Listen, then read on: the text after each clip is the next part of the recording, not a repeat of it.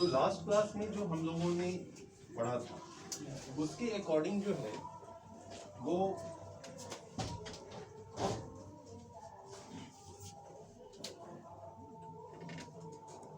भाई लिनक्स जो है एक ऑपरेटिंग सिस्टम है। हाँ, वो GUI CLI दोनों में वर्क करता है। ठीक है, ये ज़्यादा रिलायबल है। रिलायबल यानी कि विंडोज़ ऑपरेटिंग सिस्टम के कंपैरिजन में, मैक के कंपैरिजन में ज़्यादा इसमें सिक्योरिटी है। रिलायबल कहने का मतलब, जस्ट मैं रिकैप कर रहा हूँ सेशन को 2 मिनट।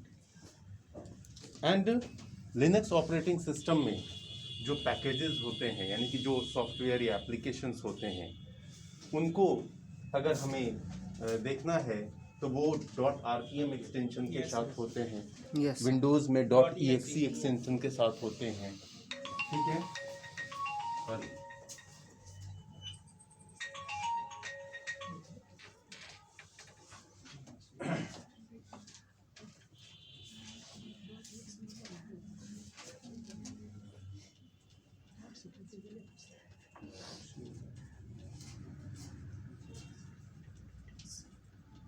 ठीक है।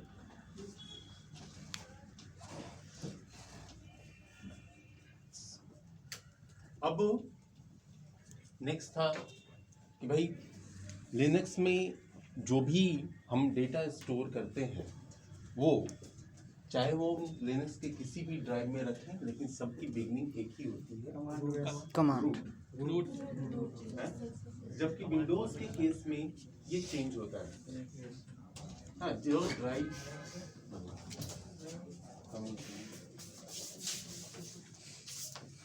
गेट लगा दो।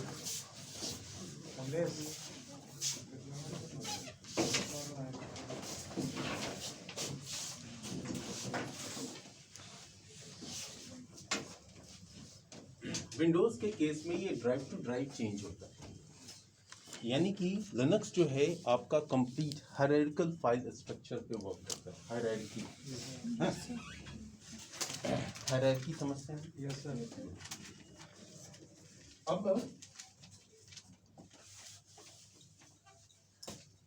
ऑलमोस्ट यही बातें डिस्कशन हुई थी। बाकी ऑपरेटिंग सिस्टम क्या होता है ये आप लोगों ने पहले ही पढ़ा हुआ और मुझे बताया भी। हाँ, वैसे ऑपरेटिंग सिस्टम क्या होता है बच्चा?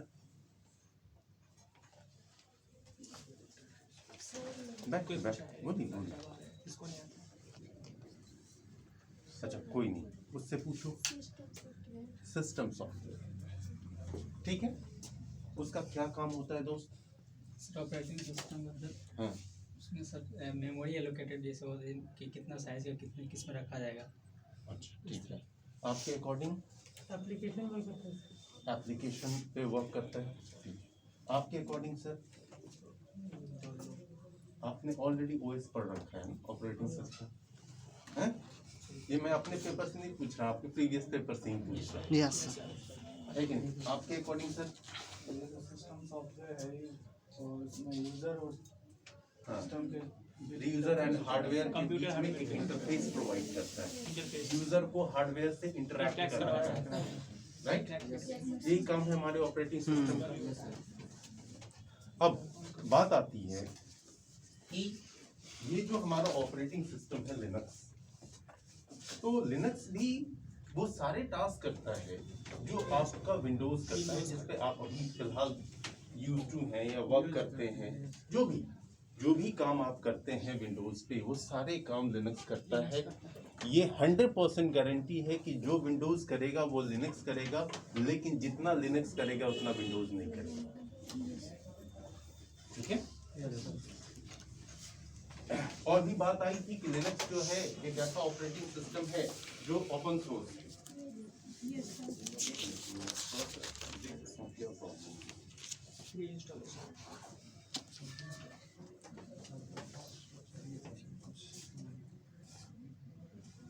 लिनक्स को खरीदना पड़ता है, विंडोज फ्री मिल जाएगा।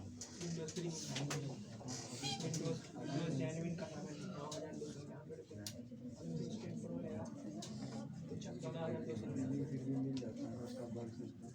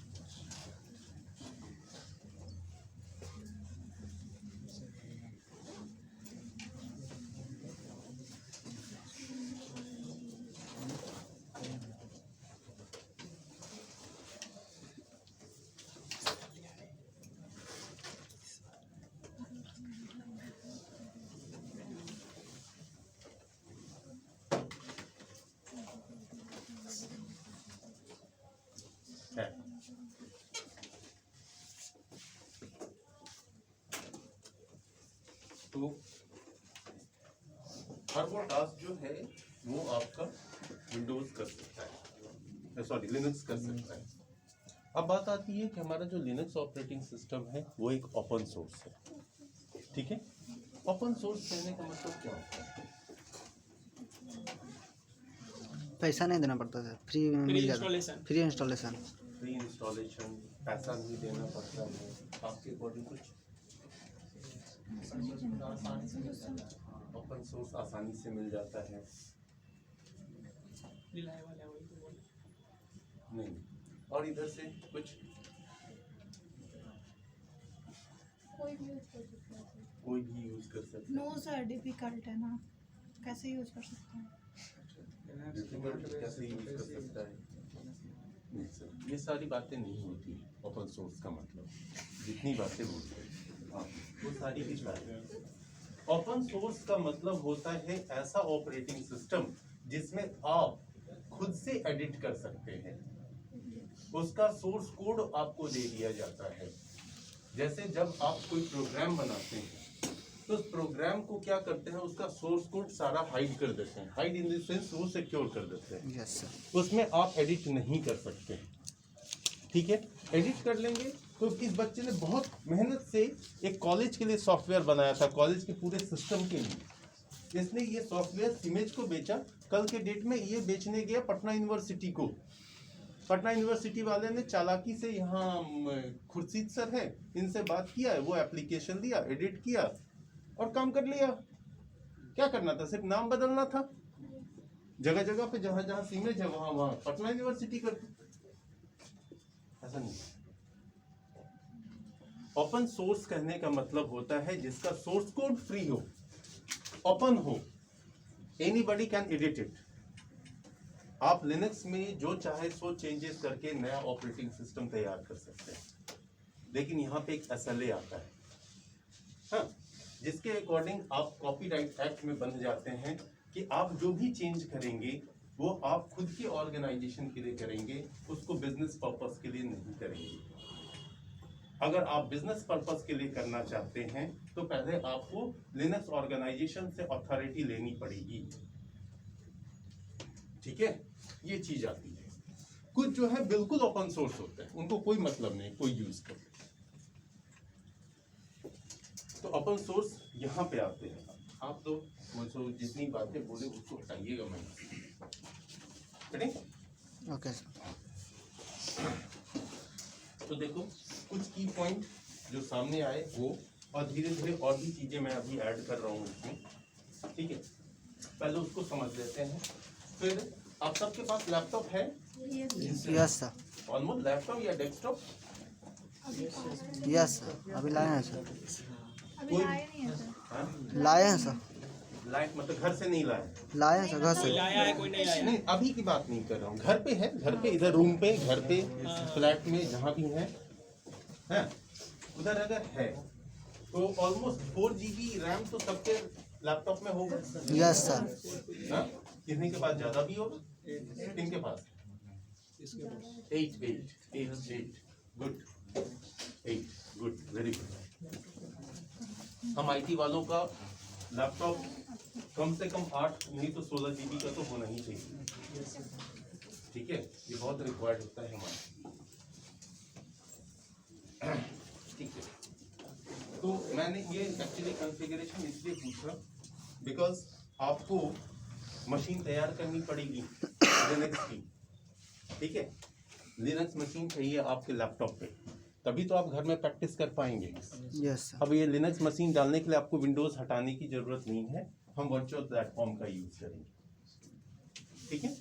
वर्चुअल प्लेटफॉर्म नाम सुना होगा, काम किया है कभी? No sir. नाम में कौन सा नाम सुना? जैसे फोन से वीडियो कॉल पे बात करें तो वो वर्चुअली कनेक्टेड है ना? नहीं, वो नहीं। वर्चुअल प्लेटफॉर्म का मतलब, अच्छा, वर्चुअलाइजेशन समझते हो? सर विंडोज 10 है ना, हाँ। और उसमें एंड्रॉइड इंस्टॉल करके चलाते हैं, एंड्रॉइड का एप्लीकेशन यूज कर सकते हैं विंडोज में, तो वो वर्चुअली हुआ।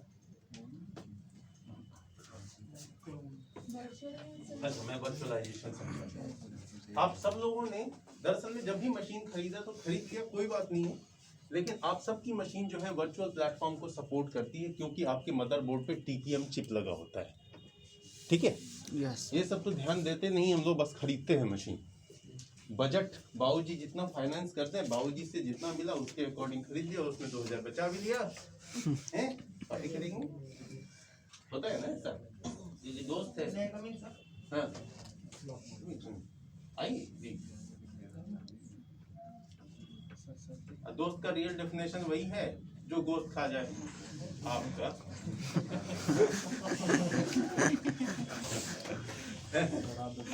तो वही है।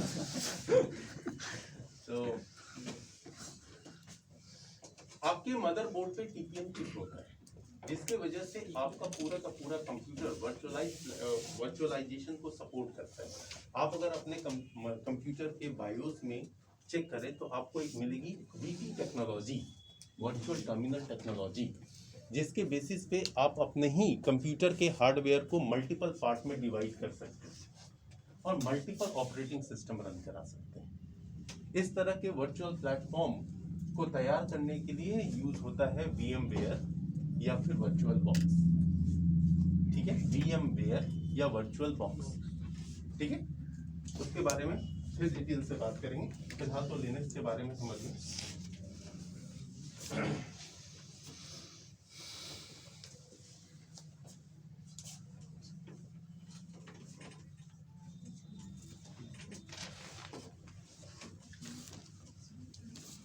अब यहां से आपको सबसे पहली बात लिनक्स।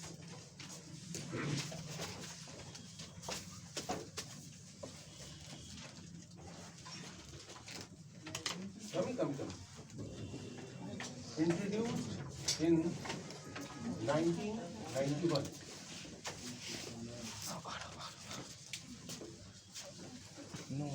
टाइम से आ जाए ज़्यादा बेनिफिशियल, क्योंकि जानते हैं मैंने जैसा आपसे कमिट किया है कि मैं शुरू का रिकैप करूंगा एक्टर की सीरियल की तरह, तो मैंने रिकैप जो किया वो तो निकल गया आपका।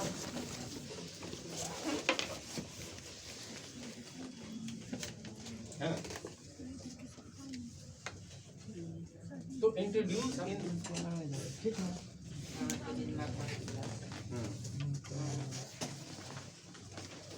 फर्स्ट क्लास में भी लेट है आप, नहीं होना चाहिए। मेरा भी कल फर्स्ट ही, मतलब लास्ट क्लास फर्स्ट ही था, आज सेकंड है, लेकिन इस सेकंड क्लास को मैंने एज अ फर्स्ट क्लास ही स्टार्ट किया, ठीक है। तो इस टाइम को मेंटेन करेंगे तो ठीक हो जाएगा। अभी फिलहाल के लिए आपके लिए ये है कि हम लोग लाइनेक्स ओएस पढ़ रहे हैं, आपने अपने रूटीन में देखा होगा। ओएस जैसे आप विंडोज यूज करते हैं वैसे ही लिनक्स है, ठीक है। राइट प्रोनाउंसिएशन इसका लिनक्स ही है, हम लोग भले ही लाइनक्स बोलते हैं, लिनक्स। तो इस ऑपरेटिंग सिस्टम के बारे में समझ रहे हैं, ये ऑपरेटिंग सिस्टम क्या होता है, ठीक है, इसको कैसे यूज करते हैं, यानी तो इंट्रोड्यूस इन 1991 में ये इंट्रोड्यूस हुआ।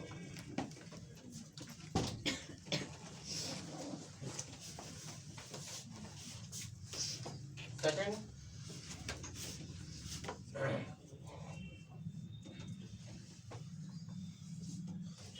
launched in 1993,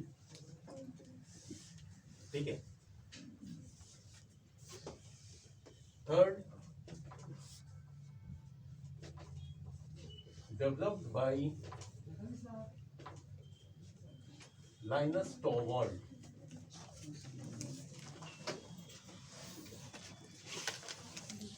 ठीक है। थोड़ा सा मेरा छोटा लिखने का हैबिट है, तो डेवलप्ड बाय लाइनस टॉरवाल्ड्स। इंट्रोड्यूस कब हुआ? 1991।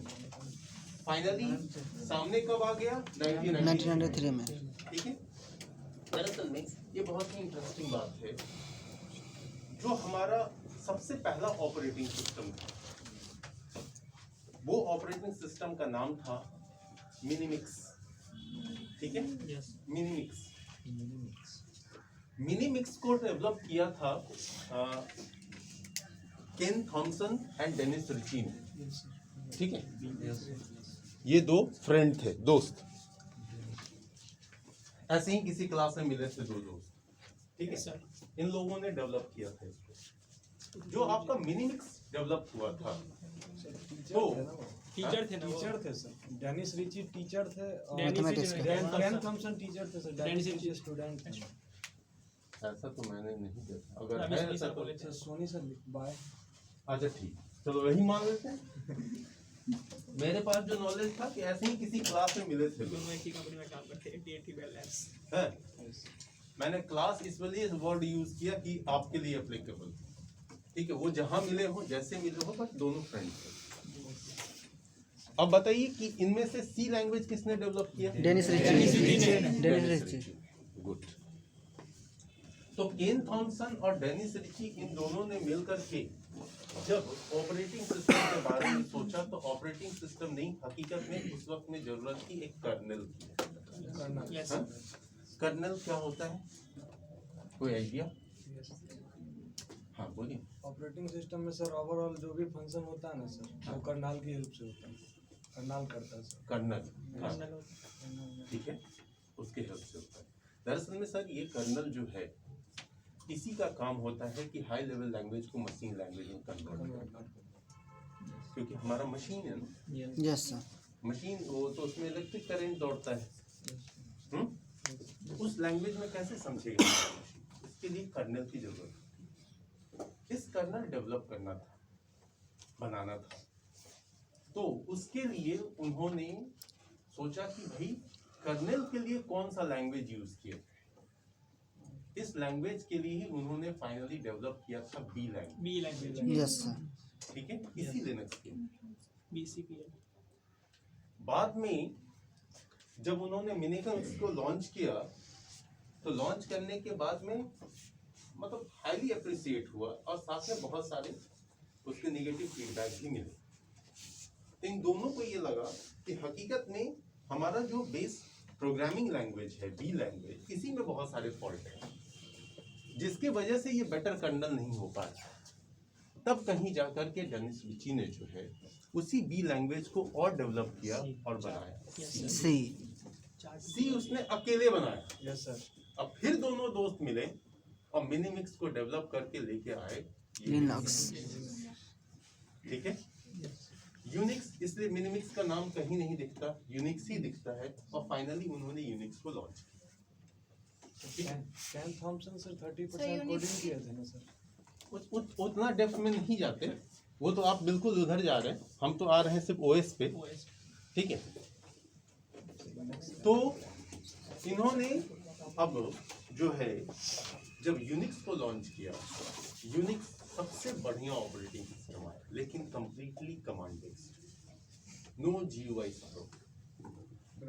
आज यूनिक्स का आप वर्जन देखेंगे तो 18 पॉइंट समथिंग चल रहा है, ठीक है। अब हम लोग यूज भी नहीं करते उसको, लेकिन अभी भी कुछ जगहों पे यूनिक्स ही यूज होता है, ठीक है। खासकर हमारा जो रेलवे है अभी भी यूनिक्स पे बेस्ड है। रेलवे पूरा उसका सर्वर जो है वो यूनिक्स पे चलता है, इवन कि उसके क्लाइंट भी यूनिक्स हैं, लेकिन वो काम होती है। अब उस वक्त में महज 18 साल का एक लड़का था, लाइनस टॉरवाल्ड, ठीक है। ये यूनिक्स के डेवलपमेंट को देख रहा था। इस 18 साल के लड़के के दिमाग में चल रहा था ना, ऐसे नहीं होगा, इससे बेटर कर्नल चाहिए। फाइनली ये और इसका एक फ्रेंड है, वो फ्रेंड कुछ नहीं है, वो साथ बैठता है सर, वो कुछ करता नहीं है, वो बातें करते हैं, लोग डिस्कशन होती है, वो बोलता है, वो सुनता है और अपने आइडियाज देता है, ठीक है। इन्होंने एक और कर्नल डेवलप किया लाइनस टॉरवाल्ड ने, और सेमिनार में ये भी पहुंचा जहां पे सारे आईटी के लोग इकट्ठा होते थे, और 1991 में इसने फाइनली इंट्रोड्यूस कर दिया कि ये मेरा कर्नल है, it is better than Unix, ठीक है। उस वक्त में एक बहुत बड़े साइंटिस्ट कह लो, या आपके आईटी फील्ड के मतलब नेटवर्किंग फील्ड में उनके द्वारा कही गई बात को आज भी माइलस्टोन मानते हैं हम लोग, सब लोग, हाँ, वो थे टेनेनबॉम। टेनेनबॉम ने बताया कि this is a rubbish kernel. अब बताओ, इतने बड़े जिनकी कही हुई बातों को सब लोग फॉलो करते थे, उन्होंने ये कह दिया था कि बिल्कुल रबिस है, बेकार है, ये कचड़ा, रबिस। इसने हार नहीं माना इस बंदे ने। ये बहुत अच्छी बात है, हम सबको इंस्पायर करती है, हम आईटी वाले लोग हैं। बोला ठीक है, कोई बात नहीं। हाँ, एक तरह से इंसल्ट होकर के पूरे उतने बड़े कम्युनिटी से वो बाहर चला गया। 1993 में जब उसने लॉन्च किया तो उसी बंदे ने फिर अप्रिशिएट किया, और आज यही लिनक्स वर्ल्ड के 95% सर्वर्स पे चलता है और हम सब ट्रस्ट करते हैं। मैंने सिंगल लाइन में, ये आपके तरफ से ही लाइन आया था कि ये रिलायबल है, ठीक है। ये थी इसकी हिस्ट्री। जब आप लिनक्स की बुक पढ़ेंगे ना, जो लिनक्स का खुद का होता है, red hat enterprises Linux, RHEL बोलते हैं, इसका एक्चुअल नेम RHEL है, जिसको रेड हैट खुद से देती है। वैसे उसके बाद बहुत सारे वर्जन्स आ गए हैं इसमें, मिंट है, फेडोरा है, उबंटू है, ये सब थर्ड पार्टी हैं सर, कहीं ना कहीं, ठीक है, जिन्होंने ओपन सोर्स का लाइसेंस लेकर के और तब फिर जाके उसके ऊपर काम करके कुछ नया किया, कुछ चेंजेस किए, वो सारी चीजें। बट कोर आपका RHEL। इसलिए जब आप ग्लोबल सर्टिफिकेशन की इसमें बात करते हैं कि मुझे RHEL पे सर्टिफिकेशन करना है, तो उस वक्त में सर्टिफिकेशन RHEL वाले ही देते हैं, यही सर्टिफिकेशन कराते हैं, ग्लोबल सर्टिफिकेट, जिसका वर्ल्ड में कहीं भी वैल्यू है। आपके आईटी में बहुत सारे ग्लोबल सर्टिफिकेशंस होते हैं, प्रोग्रामिंग लैंग्वेज में ग्लोबल सर्टिफिकेशंस होते हैं, ठीक है, कॉलेज की तरफ से जो मिलता है, यूनिवर्सिटी की तरफ से जो मिलता है, दैट इज ओके। लेकिन कई बार जब आप जॉब करेंगे तो आपके लिए कंपनी रिक्वायर्ड करेगी कि जावा पढ़ा है, ठीक है, जावा का ग्लोबल सर्टिफिकेशन है, यानी कि आप जावा ऑर्गेनाइजेशन की तरफ से सर्टिफाइड हो, बिकॉज कुछ कंपनियां जो हैं वो फॉरेन कंट्री के लिए काम करती हैं, और फॉरेन कंपनी का एक डिफरेंट ट्रेंड है। हमारे यहाँ एक आईटी इंजीनियर बनने के लिए BCA MCA पता नहीं क्या क्या करना पड़ता है, वहाँ पे ऐसा कोई नीड नहीं है।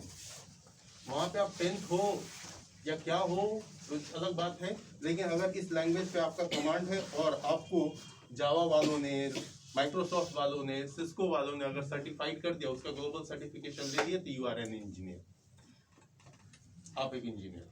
यहाँ पे बीटेक करना पड़ता है इंडिया में, बीटेक करो, एमटेक करो, बहुत सारी चीजें। उधर ऐसा ट्रेंड नहीं है, उधर देखा जाता आप किस में एक्सपर्टीज ले सकते हो, लिए आप प्रोजेक्ट पे हायर हो जाओ। है अब अभी जो बिल्कुल लेटेस्ट वर्जन है 4,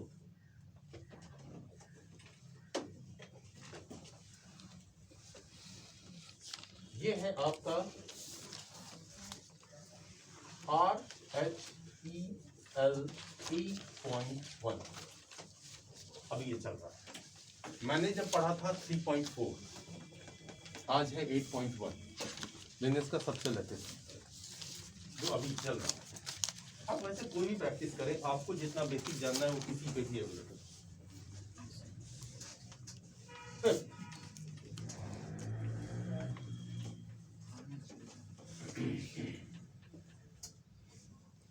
बहुत सारे पॉइंट है, पहले पॉइंट कौन सा?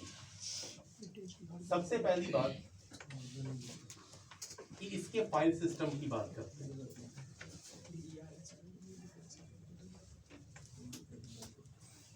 फाइल सिस्टम आप लोग भी यूज करते हैं, फैट है, NTFS है। हाँ, जब आप पेन ड्राइव फॉर्मेट करते हैं तो उस वक्त में एक फाइल सिस्टम चुनना होता है। Yes sir. उधर क्या चुनते हैं, या बिना देखे next finish? No sir. Sir हाँ, वही होता है, ठीक है। वी नेवर केयर कि भाई इसमें कौन सा फाइल सिस्टम वाला ऑप्शन क्या है, क्योंकि विंडो को पढ़ने में इंटरेस्ट ही नहीं है, जल्दी से फॉर्मेट करके अगले को देना है या कॉपी करना है, मोटो बस इतना होता है। बट वहां पे अगर आप गौर करें तो आपसे वो फाइल सिस्टम के बारे में पूछता है, दिखाता है। आज अपना अपना पेन ड्राइव फॉर्मेट कर लीजिए, है ऐसे ही फर्जी क्या फॉर्मेट करना काम करूं, तो उधर आपको विंडोज के केस में फाइल सिस्टम दिखती है फैट NTFS।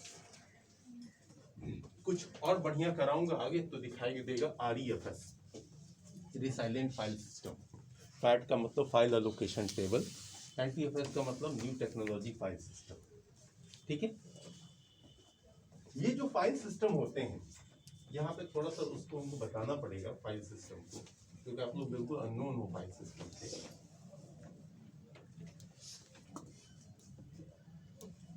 देखिए ये फाइल सिस्टम इन शॉर्ट समझ लीजिए। वैसे आपका अगर कहीं एड ऑन पेपर में हार्डवेयर है आप लोगों का? Yes sir. हाँ, तो वो मैं कंडक्ट करूंगा तो उधर मैं फिर एक्सप्लेन करूंगा इन डिटेल। अभी इन ब्रीफ समझ लीजिए फाइल सिस्टम क्या होता है। जैसे सीधी सी बात है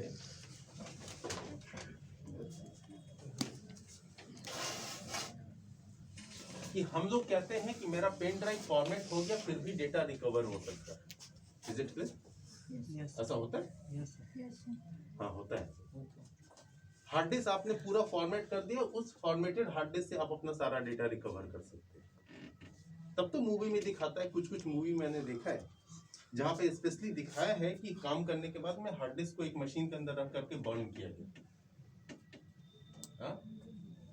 एक मूवी थी रॉ पे बनी हुई, रॉ जो एजेंट्स होते हैं उन पे बनी हुई, जिसमें वो अपने पिता का बदला लेता है, उसके पिता को मार दिया जाता है। जीनियस मूवी है सौ साहो, ठीक है। साहो ये जीनियस।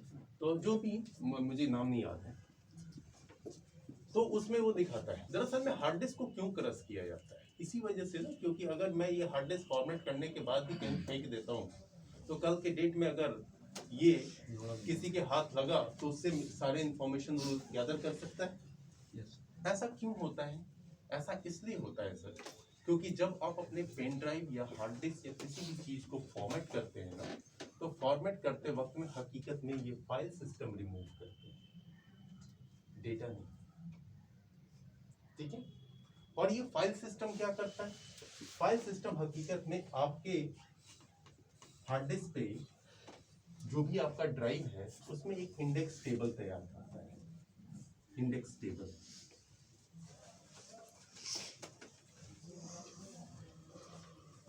इंडेक्स टेबल हूबहू वैसा ही है जैसे आपके बुक का पहला जो 2-4 पेज होता है जिसमें पूरा इंडेक्स लिखा होता है कि भाई किस पेज में क्या है। Are you sleeping? ओके, तो ये इंडेक्स टेबल होता है। जब हम अपना पेन ड्राइव या हार्ड डिस्क फॉर्मेट करते हैं ना, तो वो क्या करते हैं, इस इंडेक्स टेबल को इरेज कर देते हैं, और इरेज करने की वजह से जो है वो आपको आपका पेन ड्राइव ये सारी चीजें क्लीन दिखती है। चलो अब इसमें कोई डेटा नहीं है, क्योंकि हकीकत में ये इंडेक्स टेबल एक लिंक पॉइंट होता है। जिस इंडेक्स टेबल को जब भी हम अपना पेन ड्राइव या अपना सिस्टम ओपन करते हैं और किसी डेटा पे क्लिक करते हैं, तो इस इंडेक्स टेबल के हेल्प से आपके स्टोरेज का वो पर्टिकुलर लोकेशन हिट होता है जहां पे आपका डेटा रखा होगा। ठीक है, तो ये फाइल सिस्टम का साइज जितना, मतलब ये जो इंडेक्स टेबल है इसका साइज जितना बड़ा होगा, आपका जो स्टोरेज है उतना ही बड़ा सपोर्टेड होगा। ठीक है, तो अगर आप FAT32 चूज करते हैं, FAT32 एग्जांपल के लिए विंडोज में जा रहा हूं, तो ये जो विंडोज का फाइल सिस्टम है FAT32, ये हकीकत में 32 GB तक ही सपोर्ट कर सकता है। और आज के डेट में तो हमारे पेन ड्राइव भी 64 और 128 GB के, मे भी उससे भी ज्यादा। यस हैं? तो अगर 64 GB वाला पेन ड्राइव किसी बच्चे ने रखा है और वो चाहता है कि मैं उसको फैट से फॉर्मेट कर लूँ, फाइल सिस्टम को सेलेक्ट कर लूँ, नहीं होगा।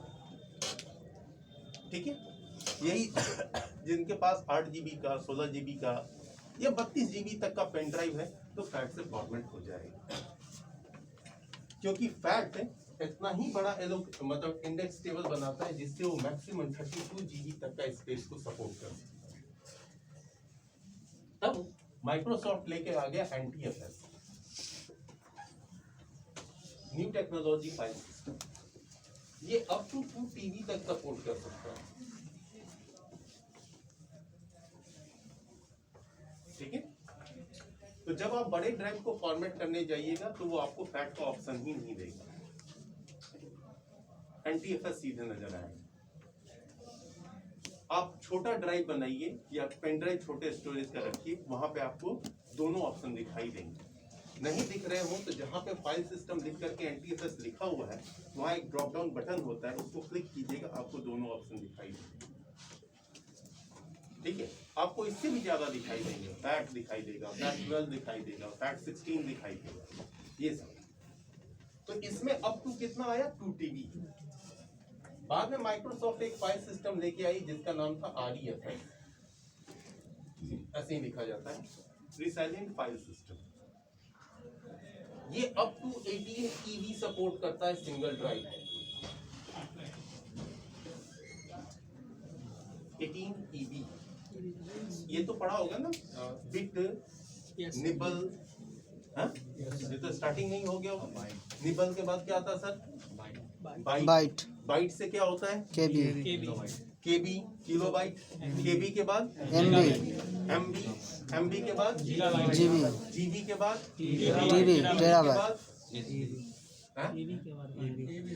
टीबी, टीबी के बाद नहीं पता कोई बात नहीं, टीबी के बाद आता है पीबी, पेटाबाइट।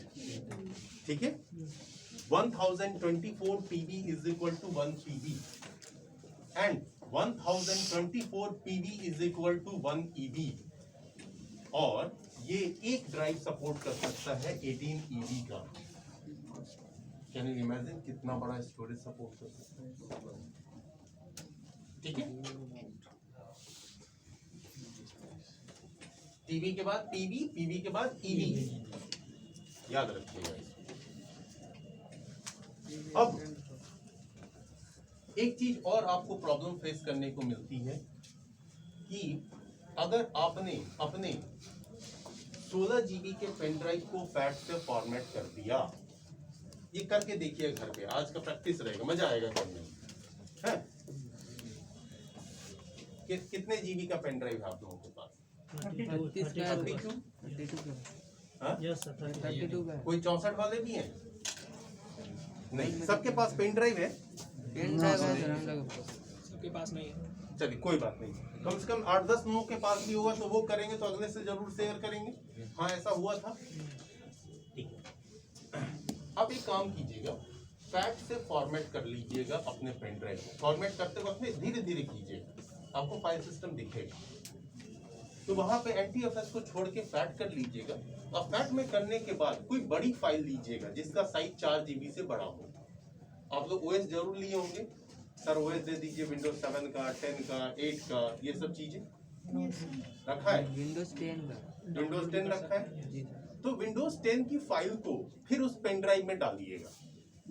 जो इमेज फाइल है ना आपके पास, उस फाइल को पेन ड्राइव में डालिएगा, बोलेगा कि नहीं जा सकता है। समझ रहे? क्यों भाई, मेरा तो पेन ड्राइव 16 GB का है, और ये मेरा फाइल तो 4-4.5 GB का है, फिर ये क्यों नहीं जा सकता? 2 साल से मैं IT पढ़ रहा हूँ, सेकंड ईयर है ना आपका? Yes sir. 2 साल IT पढ़ने के बाद ही पेन ड्राइव में डेटा नहीं डालता। अभी डेटा डिलीट ही नहीं हुआ सर। नहीं सर, डेटा डिलीटेड है, दिखा रहा है फ्री स्पेस 16 GB। सर दिखा रहा है ना, डेटा का भी डिलीट ही नहीं होता। सर पहले इधर को समझो, डेटा डिलीट नहीं होता फिर भी डेटा स्टोर करती हो कि नहीं बार बार, है? लॉजिक ये है कि फैट से फॉर्मेटेड कोई भी पार्टीशन हो या पेन ड्राइव हो, उसमें 4 GB से बड़ा सिंगल फाइल सपोर्टेड ही नहीं है, और आप 4 GB से बड़ा फाइल फैट के थ्रू फॉर्मेटेड ड्राइव में डालना चाह रहे हो। अब आप उसी पेन ड्राइव को NTFS से फॉर्मेट कर दो, टच से ट्रांसफर हो, क्योंकि NTFS जो है एक सिंगल फाइल 16 GB तक सपोर्ट कर सकता है। सिंगल फाइल, ड्राइव तो 2 TB कर सकता है, बट एक सिंगल फाइल, मान लो मैं मूवी बना रहा हूं, मेरे मूवी का नाम है ABC, वो मूवी 10 घंटे की है, कंटिन्यू चलती है साहब, और फुल HD, जितना बड़ा HD बना सकते हो बना दो, तो कितना बड़ा साइज हो जाएगा मूवी है? घटा के डाउनलोड भी नहीं किया हुआ है, यस सर। एकदम ठीक से किया हुआ है। कैसे भेजेंगे पेन ड्राइव? दोस्त को देना, इसको देना, गड़बड़। तो वहां पे NTFS सपोर्ट करता है। ठीक उसी तरीके से ये REFS एक सिंगल फाइल का साइज अगर 64 टीबी हो तो भी सपोर्ट करेगा। टीबी अब इमेजिन करके देखो ये कैसे लग रहा है ना, इतना बड़ा तो हम एक टीबी का हार्ड डिस्क ही सोचते थे, अभी तो एक सिंगल फाइल 64 टीबी की बात हो रही। ठीक इसी तरीके से आपका जो लिनक्स में फाइल सिस्टम है, ये पहले आया ext के नाम से, फिर आया ext2 के नाम से, फिर हुआ ext3, फिर हुआ ext4 और अभी चल रहा है XFS। ठीक है, ये XFS और ये REFS दोनों सिमिलर है। ठीक है, अब देखो विंडोज का फाइल सिस्टम कैसा और लिनक्स का फाइल सिस्टम कैसा, अलग है। यस ठीक है, इधर कोई क्वेश्चन है आपका फाइल सिस्टम से रिलेटेड, कोई भी मन में डाउट? No sir.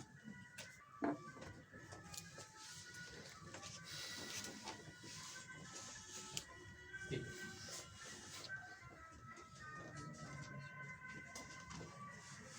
अब नेक्स्ट आता है everything is as a file।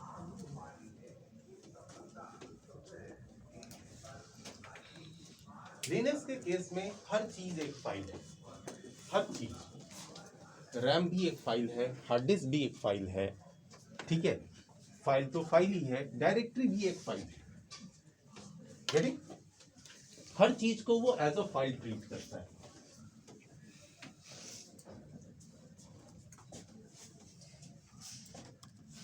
अब जैसे आप कभी ध्यान दिए हैं कि मैंने एक बनाया फाइल hello.txt,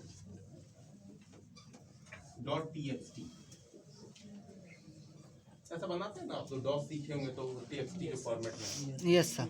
है ना? इसीलिए मैं जा ही नहीं रहा doc और समथिंग वर्ड, सिंपल जो ओएस का फीचर है वही।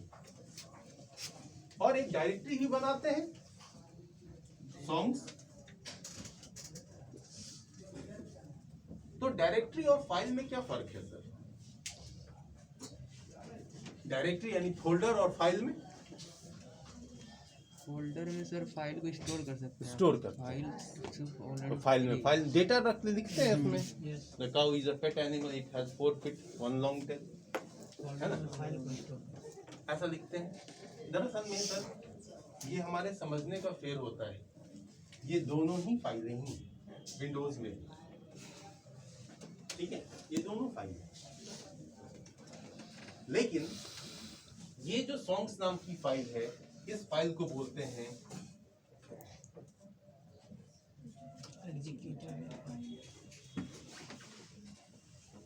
Executable file. और एग्जीक्यूटेबल कहने का मतलब जो एग्जीक्यूट करे, और एग्जीक्यूट कहने का मतलब हाँ? अरे खुल के बोलो, इधर दबाने की बात नहीं है। ये आपके सामने थोड़ा सा अनपढ़ सा डॉक्टर खड़ा है और आप सारे एकदम पेशेंट हो। मानते डॉक्टर तो कोई भी हो, वहाँ जाके आदमी भाड़ा सा अपनी पूरी तो निकालता ही, बाद में उधर ही आता है तो इतना बोले कहता है कि ये कर लीजिए, यही हुआ होगा। दूसरा डॉक्टर तो ऐसा कर लेना मेरे साथ, उसके लिए कोई दिक्कत नहीं है, लेकिन फिलहाल बोल तो लो, भड़ास तो निकालो। हाँ सर, आप भी तो प्रोग्राम बनाते हैं, प्रोग्राम को जब रन कराते हैं तो क्या कराते हैं? एग्जीक्यूट कराते हैं, वही ना एग्जीक्यूशन होता है। Yes sir. अब हिंदी तो मालूम नहीं कहा जा रहा है। ठीक है, तो आपका जो फोल्डर होता है वो एक एग्जीक्यूटेबल फाइल होती है। जब आप फोल्डर पे क्लिक करते हैं तो फोल्डर में एक प्रोग्राम, एक फोल्डर एक छोटा सा प्रोग्राम है जो रन करता है। और जब आप बोलते हैं हम इसके अंदर डेटा रखते हैं, तो वो फोल्डर जो है वो आपको एक लिंक देता है, उस पे आप क्लिक करते हैं और वहां से अपना डेटा एक्सेस करते हैं। बट बोथ आर फाइल, ये एग्जीक्यूटेबल नहीं है, ये एग्जीक्यूटेबल है। The same thing is treated in Linux also। ठीक है। बट विंडोज क्या है ना, इतना यूज टू हो गया है ना कि स्लैंग बोलते हैं ना, स्लैंग, तो विंडोज के बारे में बहुत सारी बातें स्लैंग हो गई, चलते फिरते लोगों ने सीख लिया, वही मान के चल रहे हैं और अगला भी वही बोल रहा है, क्या करेगा, ट्रेंड से अलग हट के बोलोगे तो आप बेकार है कि नहीं। यस तो कोई नहीं मानने को तैयार। अभी मैं अभी बोल दूं कि आपका कंप्यूटर 01 नहीं समझता है तो आप सारे खड़े हो जाओगे। अब तक तो यही समझते आए हैं कि 01 समझता है कि नहीं, 01 समझता यस है, जबकि बेचारा कहाँ से 01 समझेगा। हमारा डेटा उसमें सब 01 होता है।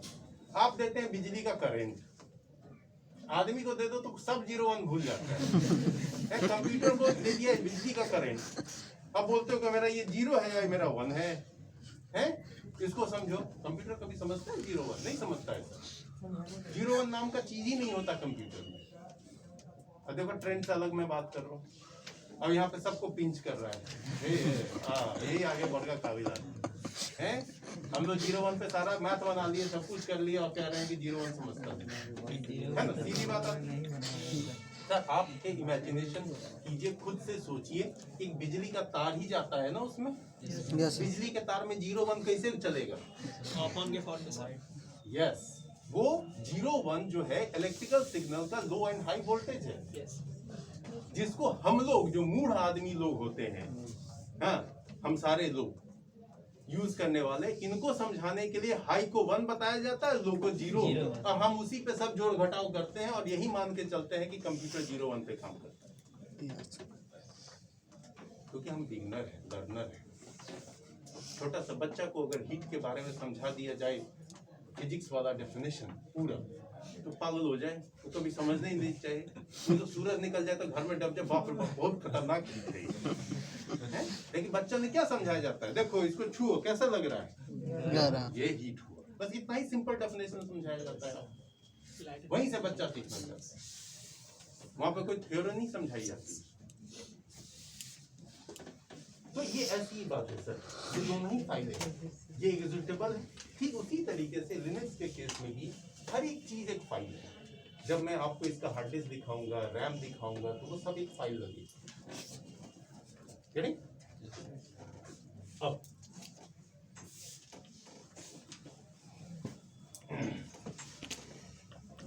अगर मैं इसके प्रोग्राम्स की बात करूं या सॉफ्टवेयर की बात, तो सॉफ्टवेयर इसके जितने भी होते हैं किस एक्सटेंशन के साथ होते हैं, .rpm और RPM का मतलब होता है red hat package manager, red hat package manager, ठीक है। जैसे EXE का मतलब होता है एग्जीक्यूटेबल, है ना, यस यहाँ पे होता है red hat package manager. Next,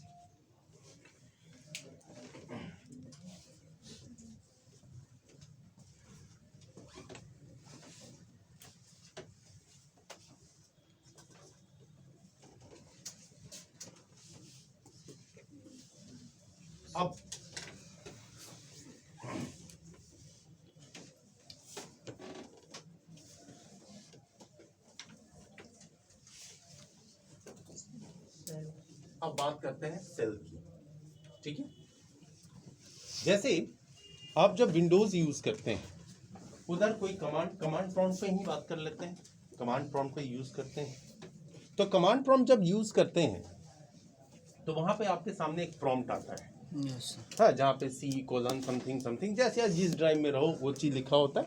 उसके आगे आप जो है वो अपना कॉपी कॉन और mkdir ऐसा ही कुछ नहीं, dir होता है डायरेक्टरी बनाने के लिए, कुछ इस तरह का काम करते हैं हम लोग, ठीक है। ये जो प्रॉम्प्ट है, ये प्रॉम्प्ट आपका सिंपली क्या कहलाता है, कमांड प्रॉम्प्ट, ठीक है। मैंने बात की थी पावर सेल के बारे में, यस आप लोगों में से किसी ने देखा कि पावर सेल है मेरे सिस्टम में कि नहीं? यूज भी किया सर, यूज किया नहीं था आपके सिस्टम में। कौन सा OS है बच्चा? नहीं, विंडोज में कौन सा है? 10 पक्का? सर वो जो कमांड बताए थे शट डाउन का, तो वो नहीं हो रहा था। पक्का होगा? नहीं करके देखे थे नहीं हो सर। रहा था सर। फ्लैश डाले अच्छा, एक बार नहीं, कम से कम लाखों बार यूज किया हुआ है। ठीक है, SHUTDOWN,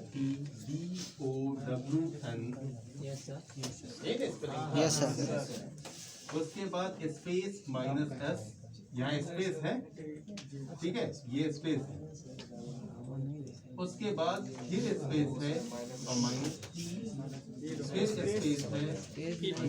फिर स्पेस है, जीरो जीरो ZERO 0। टाइम को शो करता है कितना जल्दी शट डाउन। स्पेस नहीं दे रहे थे सर, ये नहीं दिया, स्पेस नहीं दिया, स्पेस नहीं दे रहे। यस सर अच्छा स्पेस नहीं दे रहे, इसीलिए मैंने लाइन खींचा इधर स्पेस। विंडोज के लिए हाँ विंडोज के लिए लिनक्स का भी कोई है है बिल्कुल है। लिनक्स कमांड बेस्ड है तो उसका हर चीज कमांड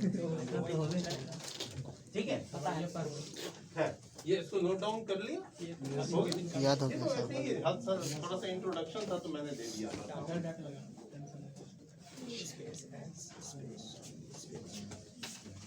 इरेज करो। Yes sir. लाना ऑन करो तो उसको।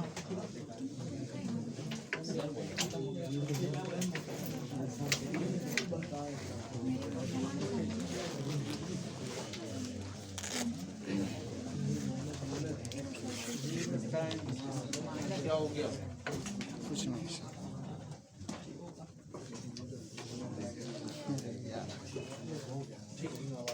चलना थोड़ा सा। अब देखो तो जिसने भी पावर सेल देख लिया उसको भी क्या देखा होगा, उधर भी एक कमांड है। Yes, command sir. कुछ चलने वाला चीज है।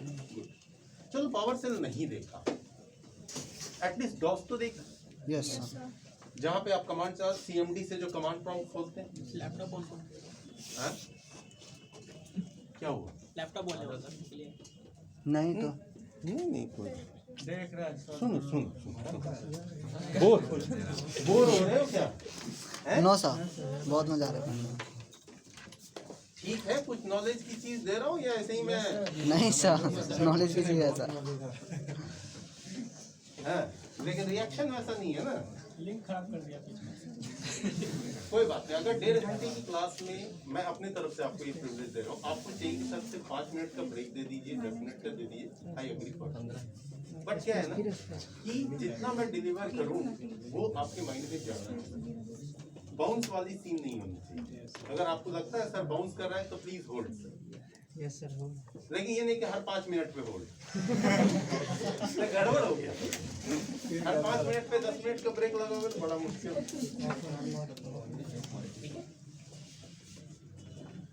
जितना सीखो, मैं एक ही लाइन आज पढ़ा के गया, बट ये एक लाइन कभी भूलने वाला नहीं होना चाहिए। इतना ही काफी हो गया। ठीक है, अब देखो जो कमांड प्रॉम्प्ट है, उस कमांड प्रॉम्प्ट पे क्या चीज में बिजी हो गया तुम? शट डाउन करना है मशीन को? नहीं सर। हैं? अभी किए थे वो हो गया ना? Yes, तो sir. टेंशन, जब मैंने बोला लाखों बार चलाए तो इतना तो बिलीव करो। अच्छा आज मार आया हूँ। यूज कर रहे थे ना अरे मैं लाइनेक्स की OS हूँ, काफी रिलायबल हूँ, धीरे धीरे बिलीव होगा, जब यूज करोगे तब ना। है तो वही कर। इंटरेस्टिंग थिंग था सर, इसलिए इसको हम लोग के लिए अरे ये तो एक सिद्धि सा चीज था, बहुत सारी चीजें आएंगी। ठीक है, जब आप कमांड चलाना शुरू करो, विंडोज में कम कमांड है। मैं तो हकीकत बताऊं कि मेरे को अब कह दो ना कि सर विंडोज में डेस्कटॉप बदल दीजिए, तो हम कंफ्यूज हो जाएंगे कि डेस्कटॉप कैसे बदले, क्योंकि मेरा मैक्सिमम काम कमांड से होता है। और मैंने आपको लास्ट टाइम ही बताया, नहीं आपसे ये बात डिस्कस नहीं की है। देखो एक अच्छा आईटी प्रोफेशनल वही है जिसके हाथ में माउस नहीं है, सीधी बात। सिर्फ माउस आपके सिस्टम में होना ही नहीं चाहिए, बस।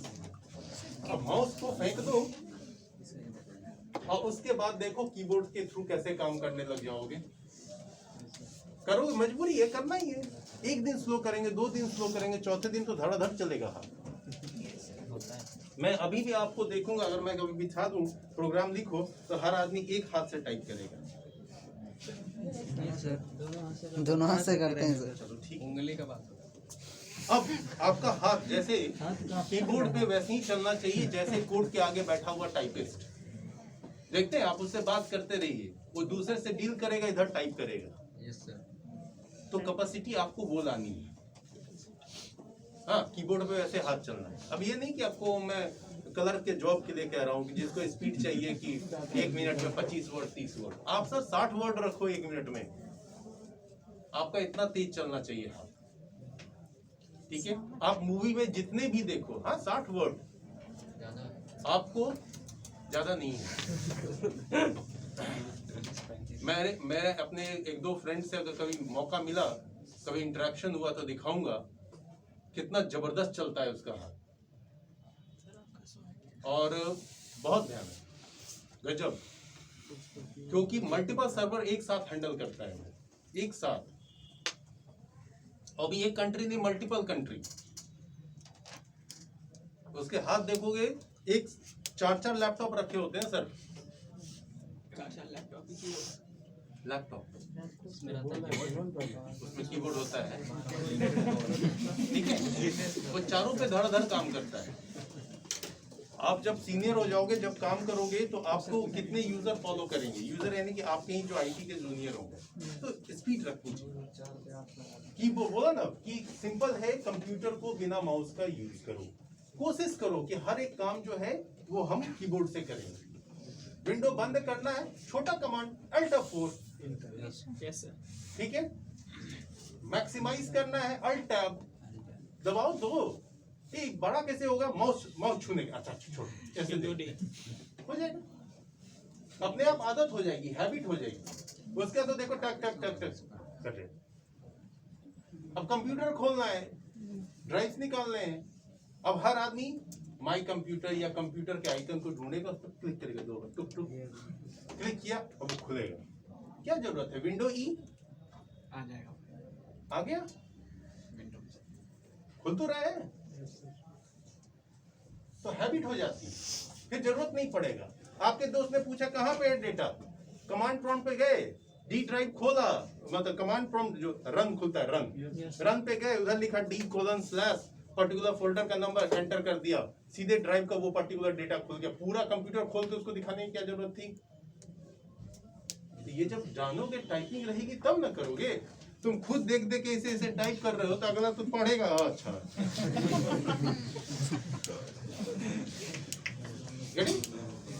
तो इसकी हैबिट आप डालिए अभी से। अभी आपके पास 1 साल टाइम है, 1.5 साल टाइम है,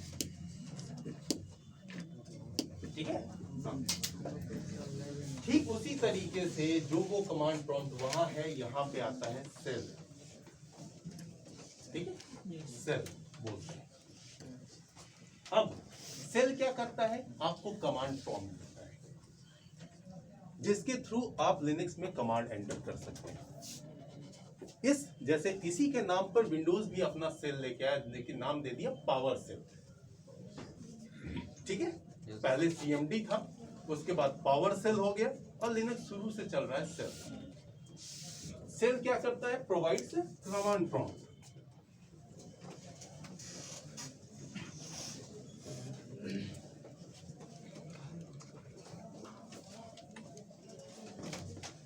अपडेट ले रहा है, ठीक है। अब जब ये कमांड प्रॉम्प्ट प्रोवाइड करेगा,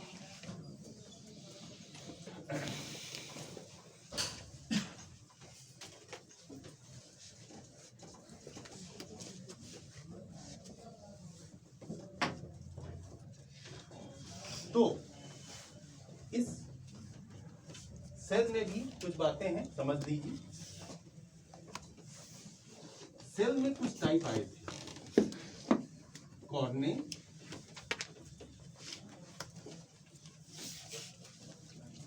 बॉर्ने, सी एंड बैश, ये 4 तरह के सेल आए। डेवलपमेंट फेज है। अब दरअसल में ये डेवलपमेंट फेज इन ब्रीफ समझने के लिए ये है कि ठीक है, मेरे कमांड प्रॉम्प्ट में ये फैसिलिटीज हैं, ठीक है। कॉर्ने में कुछ आई, बॉर्ने में कुछ आई, सी में आया। अब एक नया सेल आया सबसे लास्ट जो अभी चलता है हर जगह, आज नहीं बहुत सालों से, ये सब बहुत बाबा आदम जमाने की बात होगी, गॉडने बॉडने सी। बैश शेल में आपको सारे फीचर्स मिलते हैं। हाँ? सर कॉर्ने लिखे या कॉर्ने लिखे? कॉर्ने है, अच्छा पढ़ लो कि वो ठीक है।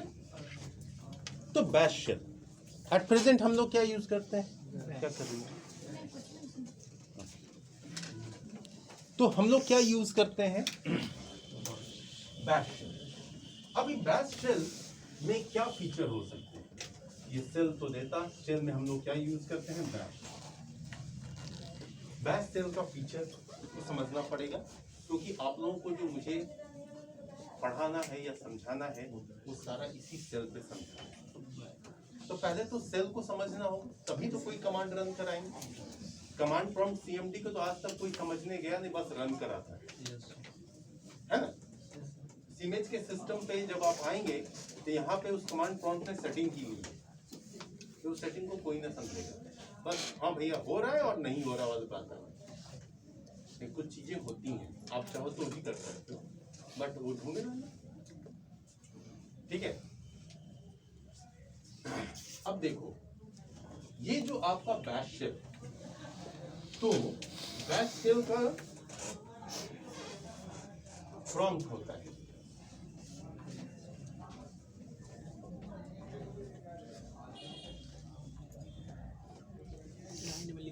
कैसा प्रॉम्प्ट, क्या हुआ, देखिए ये जो प्रॉम्प्ट देता है ये कुछ इस तरीके से होता है।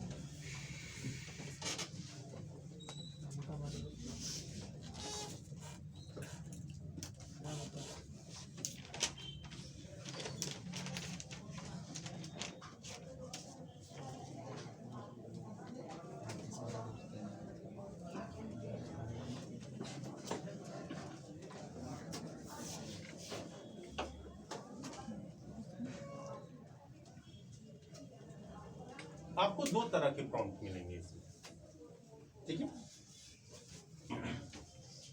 अब इन दोनों प्रॉम्प्ट में आपको दिख रहा होगा, यहाँ पे एक नाम लिखा है रूट और यहाँ पे एक नाम लिखा है सोजून, उसका @PC1। तो इससे तो ये क्लियर हो गया होगा, अच्छा ये कंप्यूटर का नाम है, PC1 PC2 PC3, ठीक है।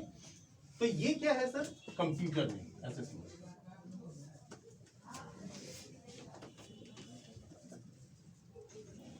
ये क्या है, यूजर नेम,